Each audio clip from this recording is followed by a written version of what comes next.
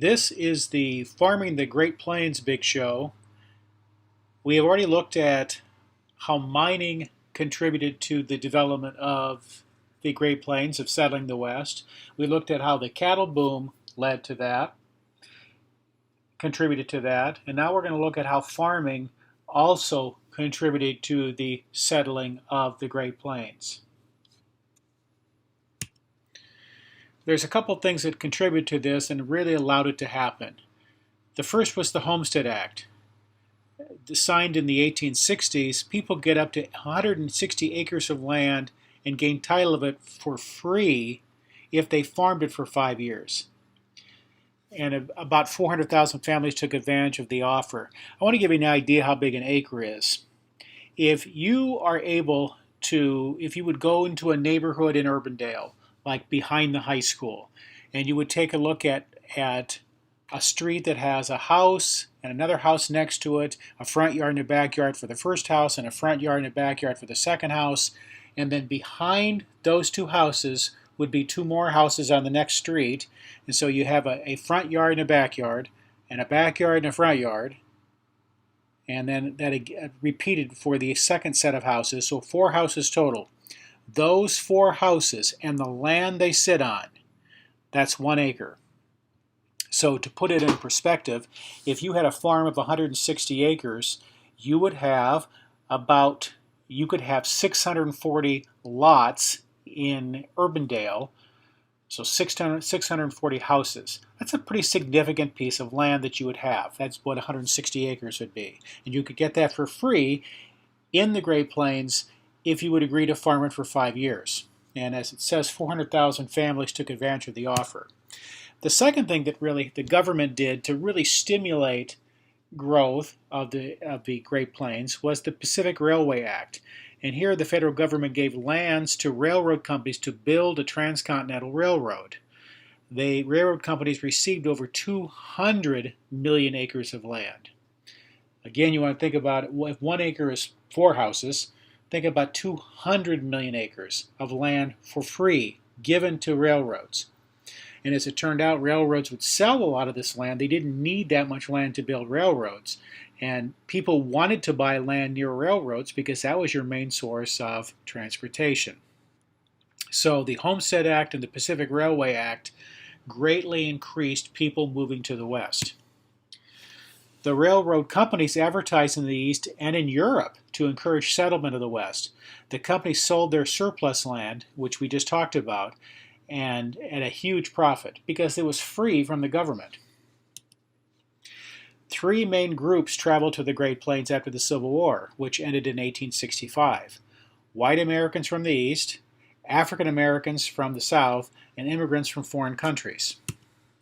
White settlers from the Mississippi Valley, and so we're talking about included in the Mississippi Valley region, which includes like the Ohio River Valley. So we were talking about Ohio and Indiana and Illinois and Missouri and Iowa. These are people moving to get more land, cheap land. See, even by the 1860s, a lot of land in Iowa was too expensive, especially if you're a young farmer coming up, that you'd have to buy it. But if you went to the Great Plains, you could get it for free through the Homestead Act. African Americans were looking to escape the violence and persecution of the South after Reconstruction ended. Reconstruction ended in 1876, but even before that, even though slavery ended in 1865, the persecution for African Americans was extreme, and they would leave. They want to go to areas where they could get out of the discrimination and the racism of Southern whites, and went to the Great Plains.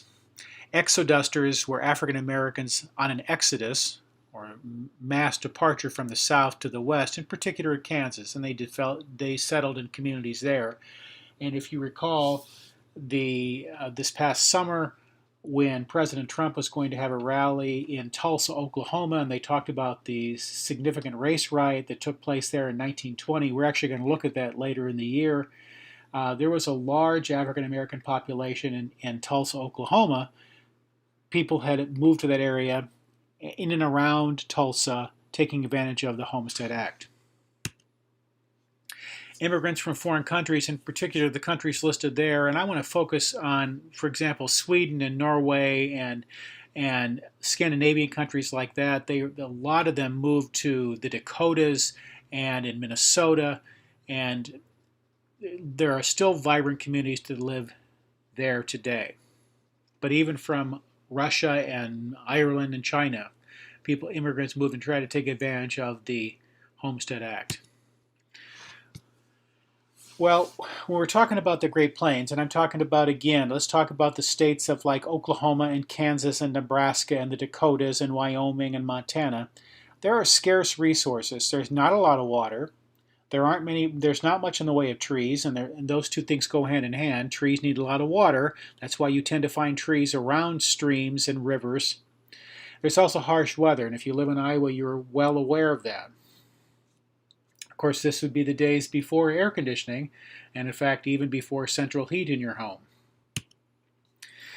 One of the scarce resources we talked about was water, and they would use irrigation techniques to control water flow. And this is the main reason for windmills. And if you still drive through the Great Plains today, you'll see lots and lots of windmills, not like the ones generating electricity today, but ones like pictured here, the wind would run a pump that would bring water from deep underground to be able to the surface so it could be used.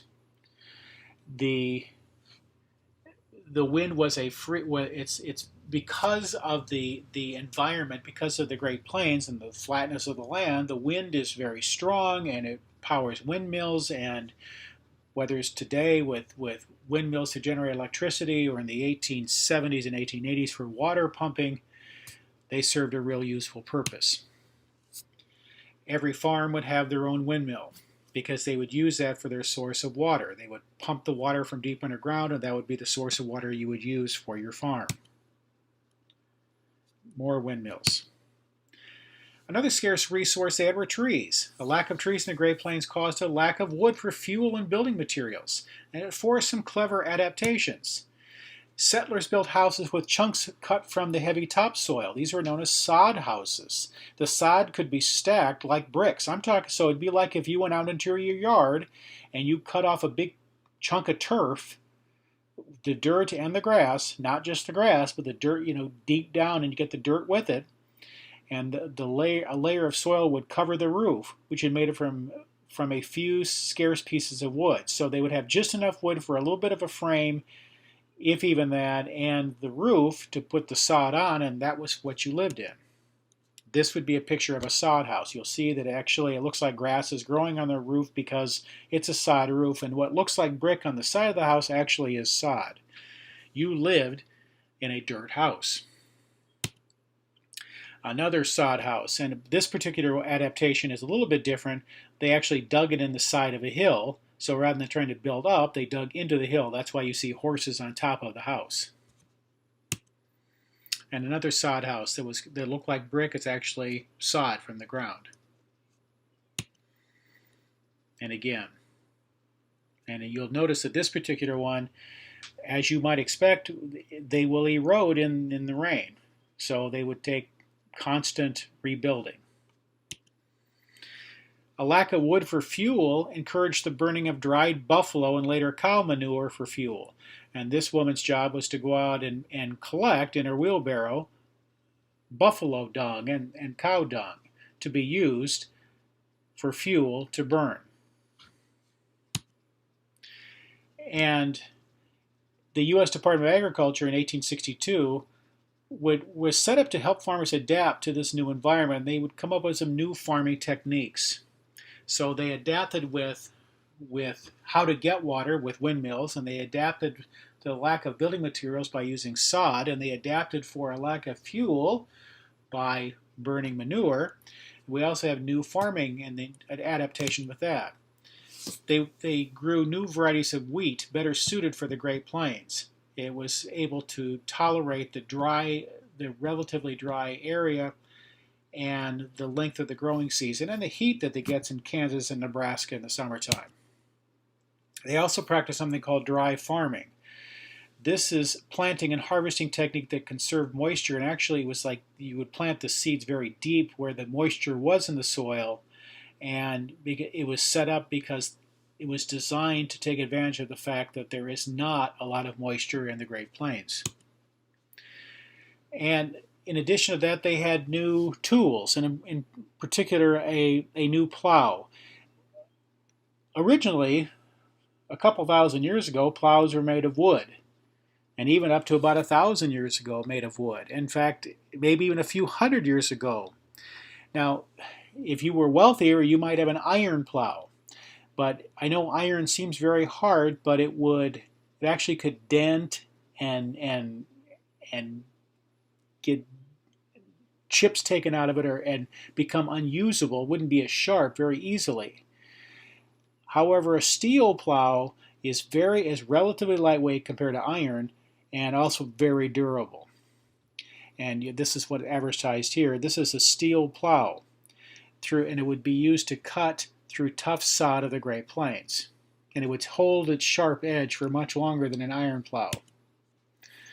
They also developed what was known as a combine. Now, the combine, we're not talking about those giant machines that cost $120,000 that farmers sit in now that harvest corn or wheat. This is a picture of what a combine looked like at this time, pulled by horses, but it would harvest the wheat. Before the combine, this is all harvested by hand, so this is a much faster way to do it. One thing they had to adapt to was the harsh environment. Weather in the Great Plains has extremes. You know that, you live in Iowa. There are blizzards in the winter and drought in the summer, and insects-created problems, swarms of grasshoppers, and prairie fires. This is a picture of a train car covered from a blizzard. This was a significant snowstorm on the Great Plains. You can see they are walking on top of the train car. Swarms of grasshoppers. Those are all grasshoppers swarming, it still takes place today. And prairie fire. All of these things were persevered by people. They stuck with it because they had an opportunity to get for free 160 acres of land if they could farm it for 5 years. And not only did this bring people to the Great Plains, but it also brought cities and towns that would serve as the main source of resources and entertainment and education for these people in these farming areas. They're not heavily populated, but there's a reason why the towns and cities of places like Nebraska and Kansas and the Dakotas exist as they do, and farmers who went there for these reasons.